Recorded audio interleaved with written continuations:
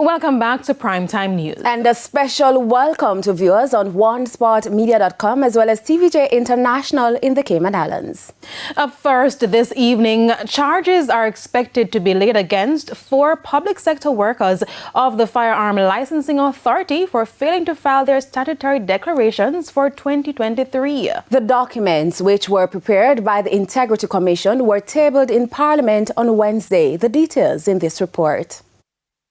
A senior director, 2 investigators, and a public procurement officer at the Firearm Licensing Authority, FLA, are to be charged by the Director of Corruption Prosecution at the Integrity Commission.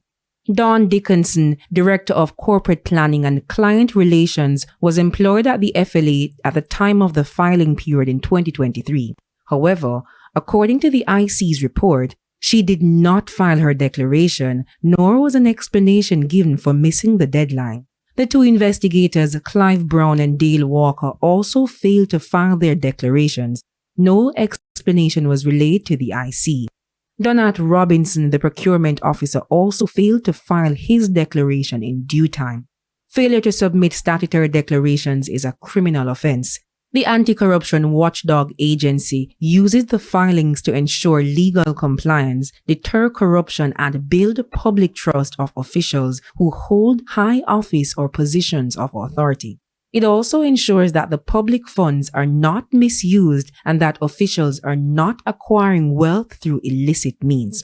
The Integrity Commission says all 4 will be charged under Section 43BA for breaching the Integrity Commission Act. Fines can range up to $500,000 or up to 6 months in prison if found guilty. Notably, the IC has the discretion to offer declarants the opportunity to discharge criminal liability of any of the offense committed contrary to their act. The Commission has in the past granted fixed penalty to delinquent declarants along with a deadline to submit the outstanding documents.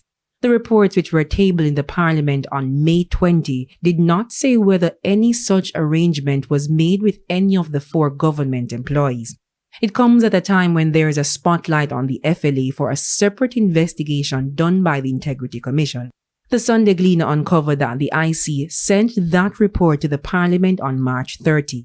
However, after almost 2 months, the report has not been tabled. According to a letter from the House of Parliament, the FLA has filed an injunction blocking the tabling of the report. Leader of Government Business Floyd Green said as soon as the court matter has been settled, the report will be tabled. Jamila Maitland, TVJ News.